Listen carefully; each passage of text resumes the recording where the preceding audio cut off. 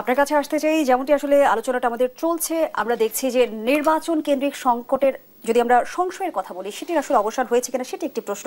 সেই সঙ্গে আরো একটি যুক্ত করতে চাই, একটা সময় রাজনৈতিক দলগুলো অভিযোগ করতো যে এনসিপি কিংস পার্টি কিংবা এনসিপি সরকারের আনুকূল্য পাচ্ছে। এখন আমরা দেখছি যে এনসিপির নেতাকর্মীরা সরকারের সমালোচনা করছে বা বিরোধী অবস্থান নিয়ে গেছে। এই সমালোচনা কি আসলে লোক দেখানো?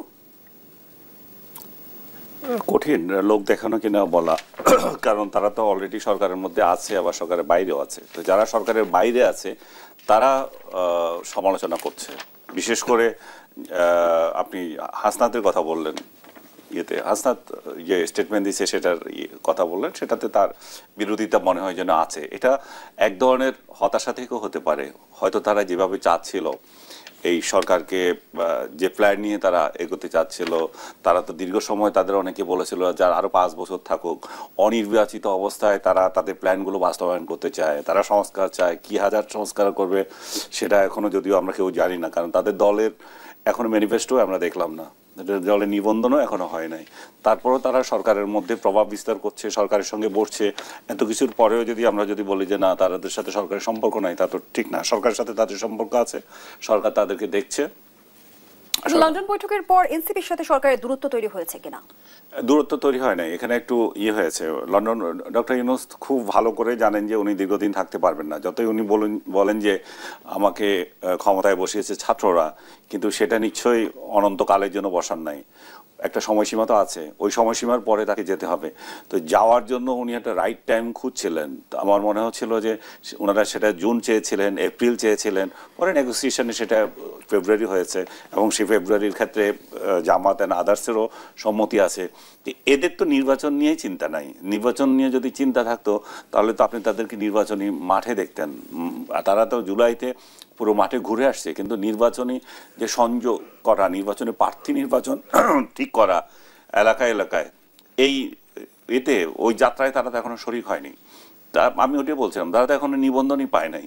সো তারা একটা প্রেশার গ্রুপের মতোই কাজ করছে এখনো পর্যন্ত। তারা কি আসলে রাজনৈতিক দল হিসাবে টিকবে কিনা সেটাও তো ভবিষ্যতের জন্য একটা বিরাট প্রশ্ন। নাকি এ বড় কোনো রাজনৈতিক দলের সঙ্গে মিশে যেতে পারে, এবং জানি না এটা কোন দিকে যাবে। সো আমার মনে হচ্ছে আপনি যেটা কোশ্চেন করলেন, তাদের সাথে দূরত্ব তৈরি হয়েছে কিনা কোনো কোনো ক্ষেত্রে মনে হতে পারে।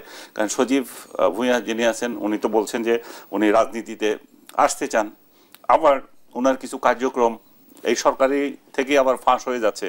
উনি এই অমুক স্টেডিয়াম এত কোটি টাকায় দিয়ে দিচ্ছেন, তারপরে উনি বাইরে যাচ্ছেন অস্ত্র নিয়ে, সেটা ফাঁস হয়ে যাচ্ছে। তো অনেকগুলো সরকারের, এবং উনি কোথায় চাঁদাবাজ দলের সঙ্গে ঘুরছেন সেটাও বের হয়ে যাচ্ছে।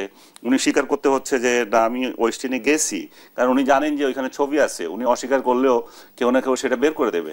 তো সার্বিকভাবে তারা এক ধরনের থ্রেটের মধ্যে তো আছে, এবং তারা একটা অনিশ্চয়তার মধ্যেও আছে আফটার ইউনূস কি হবে, এবং সেটা নিয়ে তাদের অনেকের মধ্যে হয়তো চিন্তা থাকতে পারে তারা কিভাবে এই সরকার এমন কিছু করে যাবে যেটা তাদের জন্য ভবিষ্যতে তাদের যাতে টাচ না লাগে সেরকম কিছু।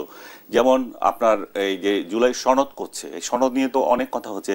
সেই সনদটাকে আইনগতভাবে কিভাবে ভিত্তি দেওয়া যায় সেটা নিয়েও ইতিমধ্যে কমিটি করা হয়েছে, আইনজীবীদের নিয়ে, তারপরে আপনার আইন বিশেষজ্ঞদের নিয়ে, সাবেক বিচারপতিদের নিয়ে, রাজনীতিবিদরাও থাকবে।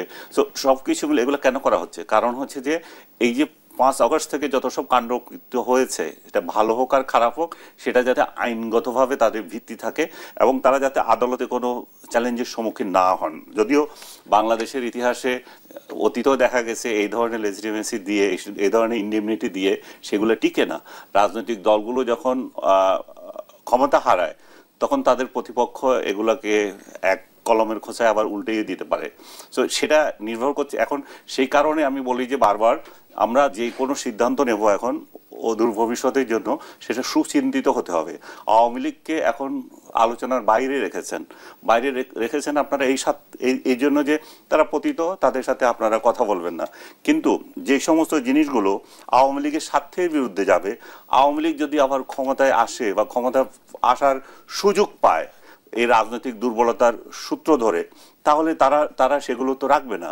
আওয়ামী লীগ আসবে কি আসবে না সে নিয়েও একটা বিরাট কোয়েশ্চেন। আমাদেরকেও অনেকে কোয়েশ্চেন করে, আপনারা আওয়ামী লীগের কথা বলেন কেন? আওয়ামী লীগ রাজনৈতিক দল হিসেবে তো আওয়ামী লীগকে আমরা অস্বীকার করতে পারবো না। সরকার আওয়ামী লীগের রাজনৈতিক কার্যক্রম নিষিদ্ধ করেছে, কিন্তু আওয়ামী লীগের যারা করে তাদেরকে তো এই দেশ থেকে তাড়িয়ে দিতে পারে নাই, তারা আছে। সো তারা যখন এক্সিস্ট করছে, তাহলে তারা আগামীতে কিভাবে আসবে সেটা নিয়ে কোয়েশন হতে পারে। আওয়ামী লীগ যেই শোন করে গেছে গত 16 বছর, সেই ফরম্যাটে যদি আবার এখানে ক্ষমতা আসে, সেটাতে তো আমার নিজেরও আপত্তি আছে, অনেকের আপত্তি আছে। বাট আওয়ামী লীগ তাহলে যদি আসতে হয় বাংলাদেশের রাজনীতিতে, তাহলে কিভাবে আসবে? তারা কি সেই দুর্বৃত্তগুলোকে বাদ দিয়ে আসবে যারা লুটপাটে অংশ নিয়েছিল, অ্যাট্রোসিটিতে অংশ নিয়েছিল? সেই সমস্ত বিষয়গুলো চিন্তা করে যারা এই সমস্ত আইন প্রণয়ন করছেন, জুলাই সনদ করছেন, তাদেরকেও এটা চিন্তা করতে হবে যে এই দিন শেষ না, এই দিনের পরে আরো দিন আছে। কে জানতো এই যে ইলেকশন হচ্ছে, মনে করেন ইলেকশন করতেছেন, আপনি একতরফা এখন ইলেকশন করবেন, যেটা 14তে হয়েছিল, 18 তো অলমোস্ট ফাউল একটা ইলেকশন ছিল, 24-এ গিয়েও একটা একদলীয় ইলেকশন হয়েছে।